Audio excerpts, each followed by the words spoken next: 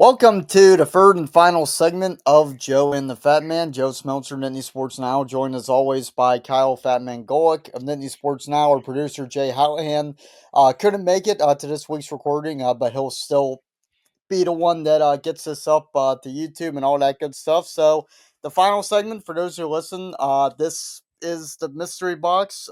Fat Man, you know what we're going to talk about? I don't yet. Explain to those who might not know what this segment is. Well, in our mighty box of mystery, I come up with a subject every week. It doesn't have to necessarily be Penn State related or theme related. We try to find something that's going on overall and maybe ask about something either we're going through or something that's going on through culture or whatnot. It's again the box of mystery. It's potpourri, and you never know what you're gonna get. So Joe's gonna get it straight on here. So without further ado, this week's box of mystery. So if you missed us last week, I had a golden opportunity last week to go and cover the Le Mans Classic over in France. Now, it's a biennial event. What that means is every 2 years. So, at the same track that they do the 24 hours of Le Mans, they do a classic race. And I was covering that. I got yelled at by some French and Belgian reporters. So the fat man does get yelled at by foreign reporters. It was weird me trying to translate in whatever language the What'd Belgians. you get yelled at for? Oh, I went onto the track when I wasn't supposed to. Oh, yeah, that happens. It happens to. I mean, Joe, you've probably been yelled at for going on in the field when you weren't supposed to, right? I don't think.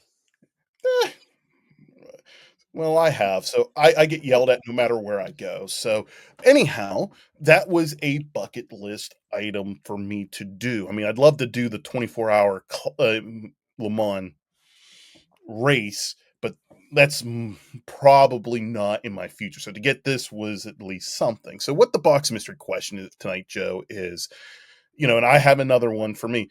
What would be a dream assignment for you to cover?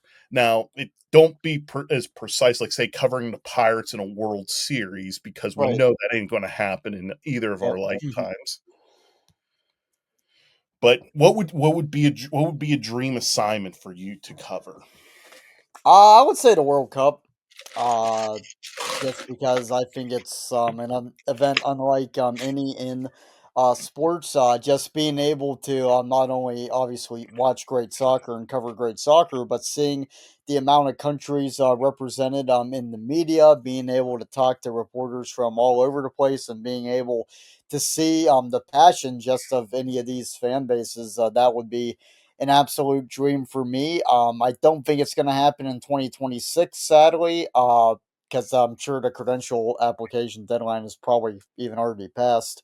But yeah, that's probably my number one for sure. Number two, probably the Olympics. For a lot of the same reasons, just a unique event, and being able to experience a lot of cultures that I otherwise wouldn't. So So for me, I would, this year I've been blessed to get covered both the Rose Bowl and Le Mans, which to me, are tops on. I mean, I think for me, two events. Obviously, I'd love to cover the Olympics and World Cup for those reasons that you mentioned, Joe. But for me, I would say the Masters is is number one for me right now. And mhm. again, I doubt that's happening anytime soon. But if whoever I hope whoever's watching is a Penn State fan and wants to hook this Nittany Sports Now writer up, I will find a way to make a correlation between a Masters tournament and Penn State somehow, some way. Um, a second one for me would be I'd love to be able to cover center court at Wimbledon. Yeah, that's Wimbledon's a great tournament. That's one that would probably be on my list too. I mean, I had a thrill whenever I would go to the Audrain concourse up in Newport. That's where, for those who aren't aware, is the Newport um, not the Newport, the International Tennis Hall of Fame's in Newport, Rhode Island. Mhm. Um, and I mean, I was there for hours. I mean, I probably was there longer than they like they intended. They were shocked for how long I was there. It's just I to be at center court, just thinking of the legends that have done there from Bjorn Borg, Rod Laver, Pete Sampras, Andre Agassi, John McEnroe, Roger Federer, Rafael Nadal, Novak Djokovic. I mean, to be at center court for that would be the one of the ultimate for me. It's nothing against like the traditional big four in the US, like and NHL, MLB, Super Bowl is just I don't think for those who haven't been there, it's just like for the media, we're just like slaughterhouse there. It's unless you're VVVVVVVIP, the Super Bowl's just yeah, you don't want to do it.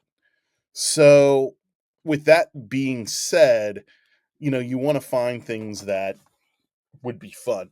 So I think we have four unique events, Joe, that we would cover. Yeah, absolutely. And part of me wishes I covered the U.S. Open at Oakmont this year, but I just never really thought about it. It's not. Uh, I don't write for an outlet that covers golf, but I potentially could have found the way to make it work. But I also wanted to go as a fan too. So, I don't know. Open's going to be back at Oakmont, I think, in 2036. So maybe I'll get to do that then. Yeah, I mean, don't ever count it out. I mean, like I said, the opportunity I had gotten, I've been going to various concourses throughout the U.S. and they were when I heard with someone I met down at Amelia Island when he found out that I was intending to go to Le Mans.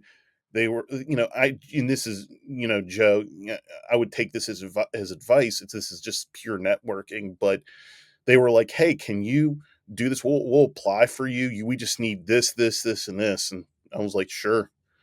You know, any which Nice. way, any which way you can get there, get there. I mean, that's why that's why we're savvy news hounds for our fans out Mhm. there. Now, what was your favorite thing about covering that? Ta- Talking to the pit crews and drivers after, just you could tell which drivers were there to win it and those that were there to just driving the track and driving Miss Daisy per se. Yep. It was because you would get this answer. This car is worth 10 million euros, and it's like I'm told not to like destruct it. And then you have this one over. I have an unlimited budget, and I hit the Mulsanne straight as hard as I could, and just talking driving with them. I mean, just this historic course when you think of, I mean, when you see guys there from the past, I'm going to drop some names that most people may not know. I mean, like guys like Tom Christensen, Jackie X, who's older, Jackie Stewart, who's older, Derek Bell, who's older, not the Pirates, Derek Bell, Operation Operation Shutdown, Shutdown. but like 5 or 6 time 24-hour Le Mans winner, Derek Bell. But yeah, seeing those guys there, like they're absolutely legends in the sport. And the fact that they took interest in watching, this classic Grand Prix just goes to show like how much the sport's dedicated to one another, to the craft. Yeah. Who was the most interesting person you talked to?